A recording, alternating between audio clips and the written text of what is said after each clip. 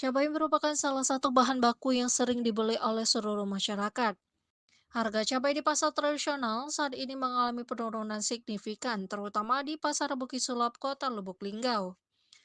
Berdasarkan laporan terbaru, harga cabai yang semula berada di angka 60 kg kini menjadi 55 per kilogramnya. Penurunan harga cabai ini diperkirakan disebabkan oleh beberapa faktor. Di antaranya yaitu peningkatan produksi cabai dan juga ketersediaan cabai yang melimpah. Penurunan harga cabai ini tentu sangat disambut baik oleh seluruh masyarakat terutama di Kota Lubuk Linggau.